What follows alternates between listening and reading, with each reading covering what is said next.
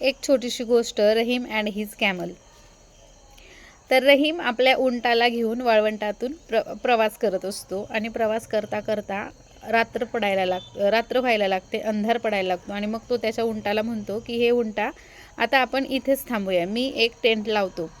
आणि त्यानंतर तो तिथे एक टेंट तयार करतो आणि उंटाला बाहेर ठेवतो आणि उंटाला म्हणतो की हे कॅमल गुड नाईट, आणि तो आतमध्ये टेंटमध्ये जाऊन आराम करायला लागतो.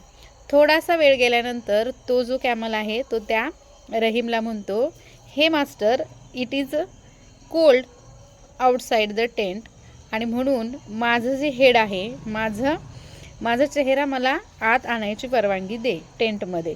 त्यानंतर तो म्हणतो ठीक आहे, घे तुझा चेहरा आत घे. मग थोडा वेळ होतो. थोड्या वेळानंतर तो म्हणतो की हे मास्टर, की आता मला माझी मान आत आणायची आहे, थंडी वाजते. मग तो म्हणतो ठीक आहे, तुझी मान आत घे. थोड्या वेळानंतर पुन्हा तो उंट त्या रहीमला डिस्टर्ब करतो आणि म्हणतो की हे master, it is very cold outside, आणि माझे पुढचे दोन्ही पाय मला आतमध्ये घ्यायचे आहेत, तर तू त्याची परवानगी दे. तर रहीम म्हणतो ओके शुअर, घे तू आत, पण आता मला झोपू दे, आता काही माझी झोपमोड करू नकोस. थोडा वेळ जातो आणि उंट पुन्हा येतो आणि म्हणतो आता माझी चेस्ट, माझी छाती, माझी बेली आणि माझं बॅक हे सुद्धा मला आतमध्ये टेंटमध्ये घ्यायचं आहे. त्याच्यावर तो वैतागून तो रहीम म्हणतो ठीक आहे, घे, तुला आत घ्यायचे तर घे. त्यानंतर थोड्या वेळाने तो म्हणतो हे master, please pity on me, माझ्यावर दया कर, बाहेर खूप थंडी आहे, माझे जे पाय आहेत ते थरथर कापायला लागलेले आहेत आणि माझी शेपटी आखडलेली आहे, खूप थंडी आहे आणि मला माझे मागचे दोन्ही पाय आणि शेपटी मला पूर्णच आता आतमध्ये टेंटमध्ये यायचं आहे गरम होण्यासाठी. त्यावर तो म्हणतो की इथे आपल्या दोघांसाठी जागा नाही आहे. मग तो म्हणतो मग दोघांसाठी जागा नाही आहे तर मग हे मालक, हे मास्टर, तुम्ही असं का करत नाही, तुम्हीच बाहेर जा, मी आतमध्ये बसतो. आणि असं करून तो पूर्णच्या पूर्ण उंट त्या टेंटमध्ये येतो आणि त्या रहीमला बाहेर ढकलून देतो.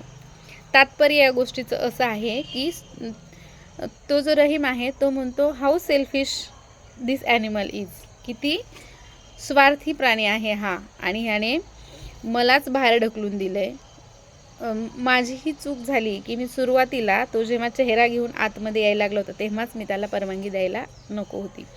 तर आपल्या आयुष्यातही असे आपल्या आयुष्यात ढवळाढवळ करणारे, आपला टाईम खराब करणारे, आपल्या विचारांवर प्रभाव पाडणारे चुकीचे लोक आपल्या आयुष्यात येतात, वेळोवेळी आपला गैरफायदा घेतात आणि वरून आपल्यालाच दूषणं देत बसतात आणि आपल्याला स्वतःचा जो आपली विचारशैली असते, आपलं थिंकिंग पॉवर असते, ती पूर्णपणे ते डॅमेज करत असतात. तर पहिल्यांदा जेव्हा असे लोक तुम्हाला त्रास देतील त्याच वेळेस त्यांना तिथेच अडवा, नाहीतर ते पूर्णपणे तुमच्यावर कंट्रोल घेतील आणि नंतर त्यांना सांभाळणं तुम्हाला अवघड जाईल. तर अशी होती ही कॅमल आणि रहीमची गोष्ट.